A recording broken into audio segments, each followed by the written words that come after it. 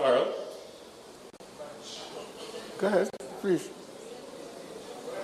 Sorry, can you speak to the issue of corruption or the perception of corruption and its effect on the national psyche and possible effect on productivity on a national level? And we are talking about innovation and entrepreneurship, but what's missing from that step from innovation to entrepreneurship? Can we talk about the issues of capital, of mentorship, of guidance, management training, legal support? What are some of the things that are necessary to move us from innovation to business? Thank you. Okay, so that question was specifically for Dr. Farrell? The first one. The first one, yeah. Well, I mean, very, very short or long. Trinidad and Tobago is a corrupt society. We have been corrupt from our very foundation.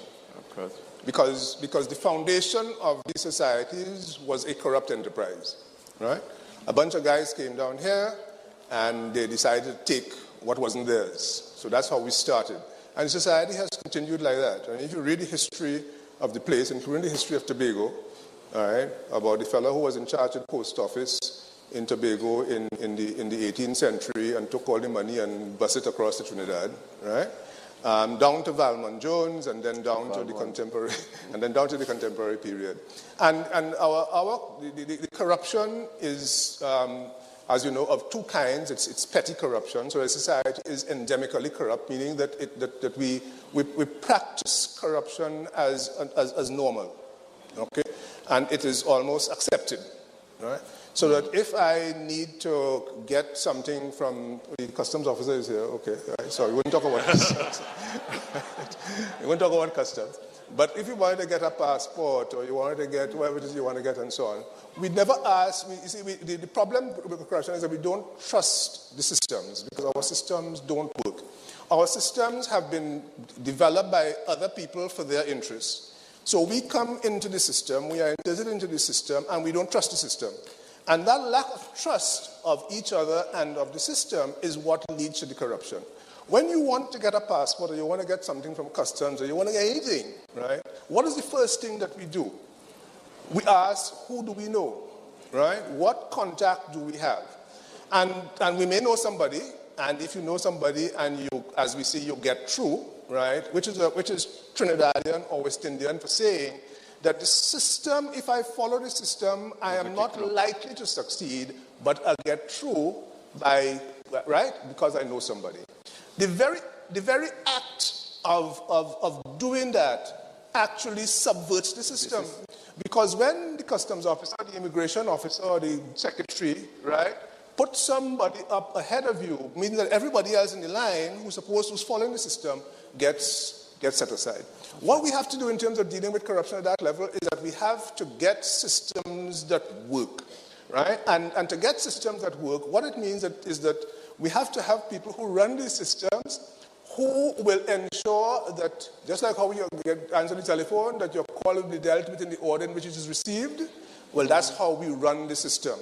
After a while, people will come to trust the system. The other thing that we have to do, by the way, and I talked about it in my, right, is about the question of respect. I cannot emphasize this as much as we have to start treating each other with respect, right? That is critically important.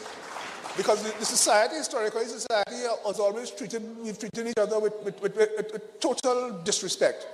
And when you get into any kind of system or any kind of organization, if people are treated with respect, they are going to respond appropriately. Why is it that if you are going to get a passport, that Trinidad and Tobago today in 2015 have people standing up in the hot sun outside of the immigration office, outside of the licensing office? You go into the licensing office and the place is just full of people like a madhouse. But you go into the American embassy and everybody sits down very nicely and quietly to get the visa, right? And all of that comes down, in my view, to simply treating people with respect. And if we do that as government, right, and we start having systems that operate in a particular and orderly kind of way, people will come to trust the system and we will deal with corruption at that level. When it comes to grand corruption, which is what I think you're talking about, right? Right. But for grand corruption, what we have to do is that we have to, as I've said before, you have to pursue people, yes, right? And you have to prosecute them, and you have to punish them. Oh, yeah. And by the way, you don't need to punish, and you ain't gonna catch all of them, right?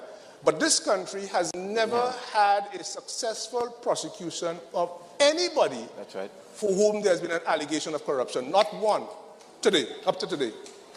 And therefore, what that then does is that it simply encourages a society where people feel, well, if they could do it, if the high fellas could do it, the government ministers could do it, the president could do it, the judge could do it, then why can't we all do that? So at some point in time, the society has got to say, and I hope it is going to happen in this rounds, within this government's term, that at some point in time, some set of people are brought to book, and if prosecuted and if found guilty, punished for acts of corruption. Mm-hmm. Okay. Did that adequately? But I think the other point about what was it? What the was innovation. The other question about innovation. Yes. There was a fellow called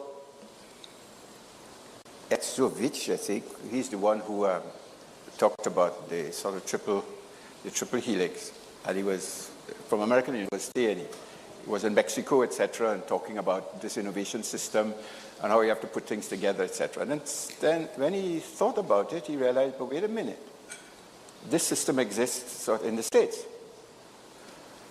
but it's kind of just there. It's sort of hidden. There's venture capital, there's grants, there's stuff to in fact sort of try something out.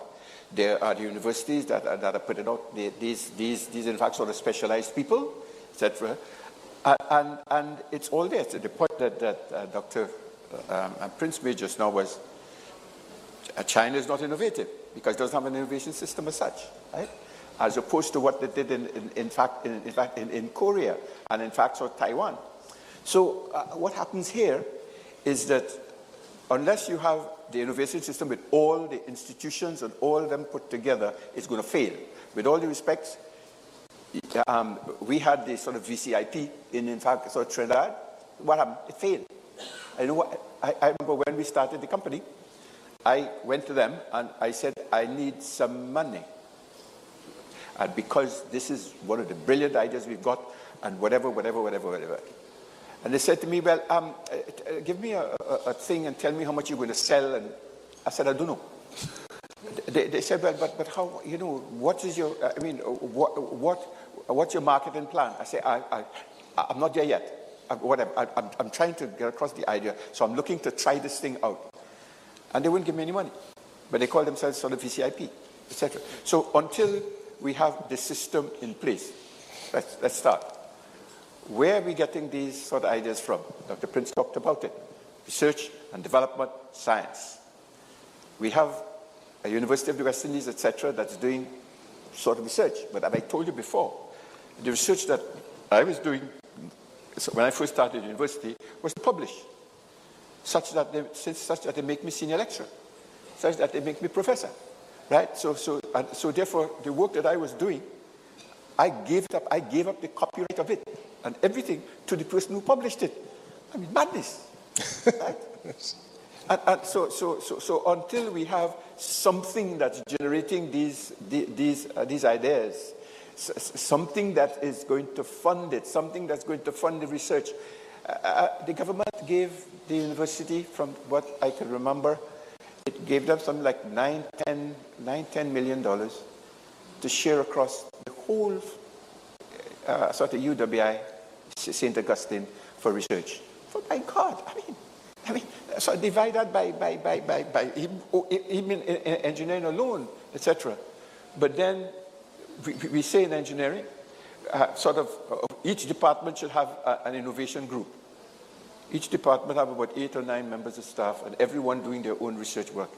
I mean, so therefore, to answer very shortly, we do not have an innovation system. And the last thing I did, I named the places, the legislation, the finance, the marketing, the market development, the intellectual property protection, and then, of course, even we went so far as to say, for instance, to create an embryonic set of entrepreneurs, etc., right?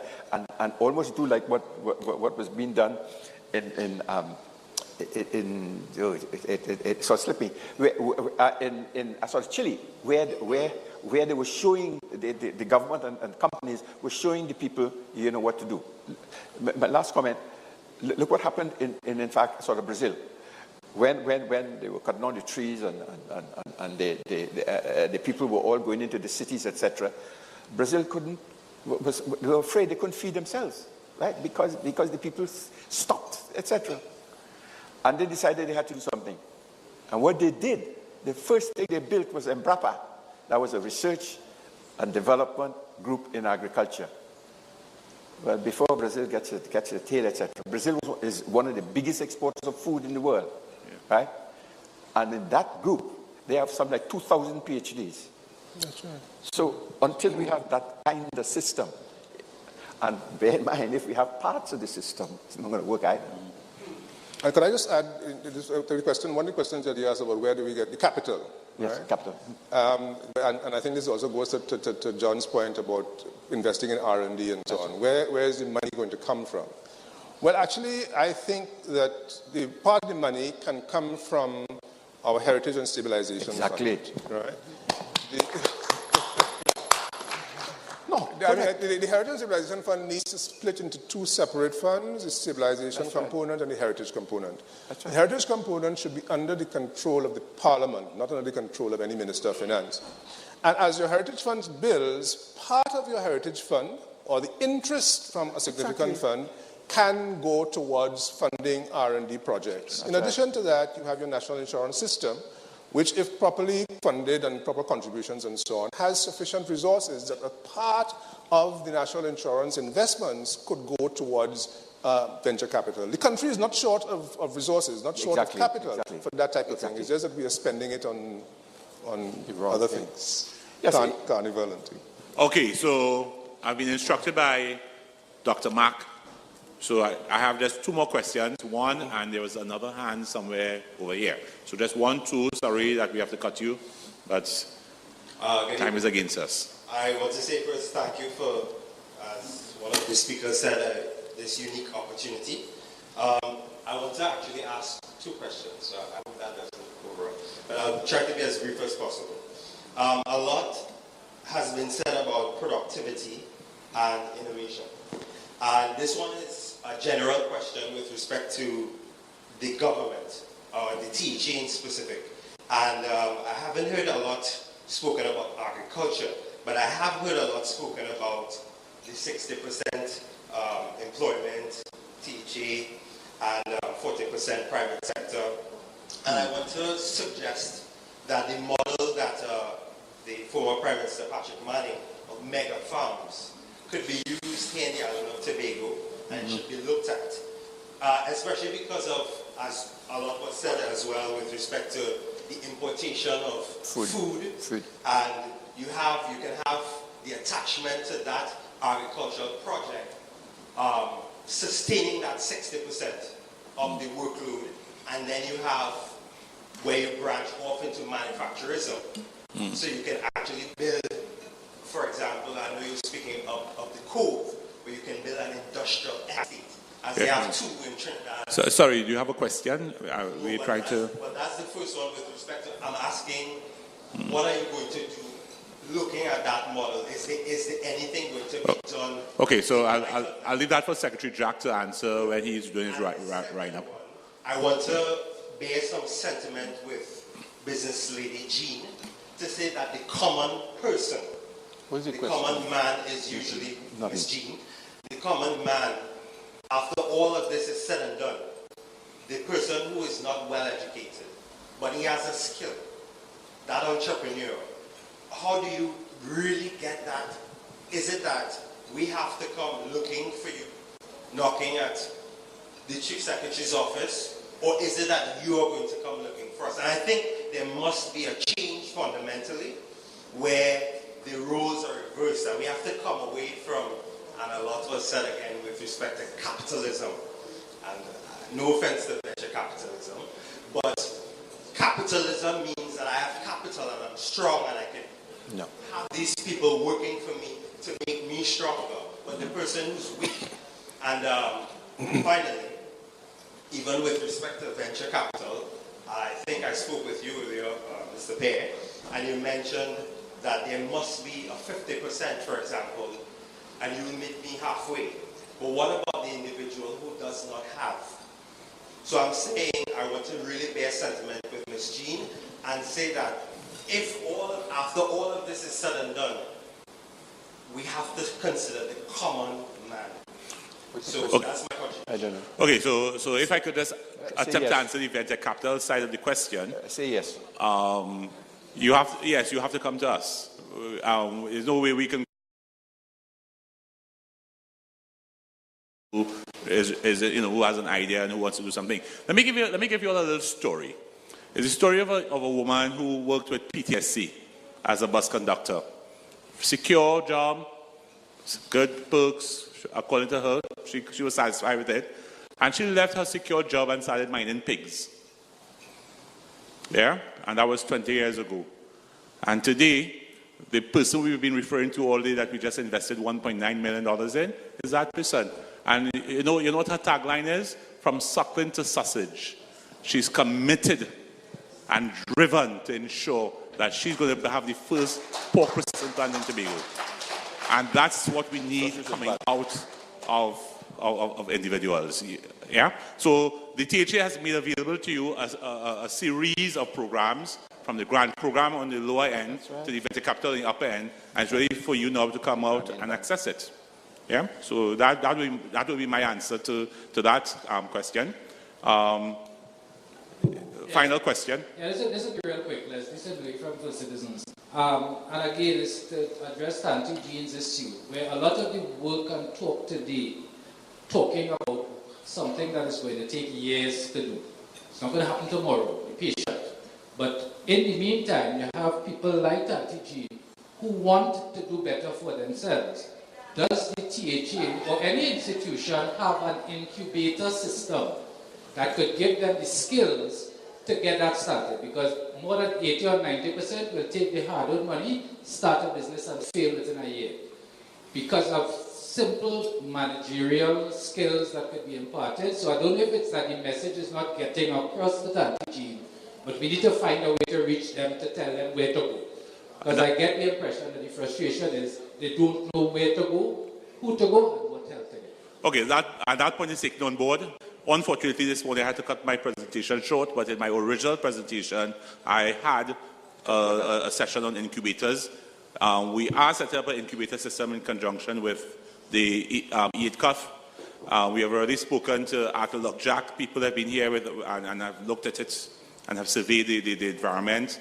The Ministry of Labour, Small and Micro Enterprises also have a program, the IBIS program, which we are also looking at. So the question of a business incubator is very much on the front burner. It's one of the mandates of the EATCUF company, of the Eco-Industrial Development Company of Tobago, and it's also something that the venture capital company is taking on. So there will be incubators set up in due course. Right. So if there are no further questions for the panel, can I just ask the panelists just to give us a 30-minute wrap? Sorry, a 30-second wrap on the day's proceedings, starting with Dr. Farrell. Well, I guess my parting shot goes back to what I said in the presentation. Although I'm an economist and attorney and so on, I really think that the fundamental problem that we have as a society, Trinidad and Tobago, is the problem of culture. And that we have a set of values and attitudes and behaviors and so on, which are not, generally speaking, conducive to driving economic growth, to driving investment, and driving entrepreneurship. And that is something that we need to begin to change. There are, I think, some important pockets of genuine entrepreneurship in the country. So I think that some of the initiatives, for example, some which have been suggested by Professor King and so on, are, I think, useful in terms of moving that forward. I personally, and somebody mentioned in terms of my role as chairman designate of the Economic Development Advisory Board, one of the things that I see that that board attempting to do is to engage the private sector in Trinidad and Tobago, notwithstanding its historical disabilities, that we know where it's come from. We know that the private sector is in the buy and sell type of culture. But at the end of the day, I ask myself the question, who then is going to drive the investment? So I think that the private sector needs a culture change as well. They need to reorient their thinking from the commission agent type of approach to one in which they are more willing to help the incubation process. Somebody talked about incubation. One of the ideas is that you use bigger organizations and so on to incubate small firms. So I am not at all disheartened and so on. In fact, I'm very hopeful. I think that the country is not in a bad place in terms of our resources, in terms of our foreign exchange reserves and so on. And I think that when it comes down to the question of leadership, at the end of the day, that becomes the key to the transformation that we are seeking. Dr. Prince? Yes. Let me put mine in perspective very, very quickly. You see, we talked about innovation all day and all day. But you know what innovation is about? It's searching for technology. And it was mentioned earlier about that matrix between culture and technology. And the will in terms of doing. And we have to be very mindful that we don't let technology destroy our culture, but it must be committed. And I recall an incident I was mentioning to Dr. Farrell this morning. The lady who came and talked about unit trust, maybe her institutional memory of unit trust does not extend from the beginning. When the concept of unit trust was launched, we brought the Americans, we brought the Canadians. And you know what they told Victor Bruce et al.? Tony Jaslow at that time was the Minister of Finance. We had one clause in there because we understood the culture of Trinidad and Tobago. The clause was, you're going to get back your money. Right? And they said, there's no way. They came on economics and all. They said, there's nothing in economic investment must have a risk, and there's no way you could do that.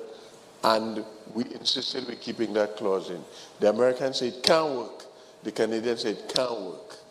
You know what I experienced working in the Ministry of Later Finance? They came back to see what did we do while the unit trust was working so well. Yes. So therefore, what I'm saying is that there is an element of culture in technology that we spoke about this morning, because you see, we talk about diffusion, but we can't take a technology for wheat production and say, okay, we can just adopt it for cassava production. No. A lot of technology, as Prof. King and they would tell you, they happen to be location specific. We have to develop technology for cassava, not to come from wheat, right? Or barley or what have you not.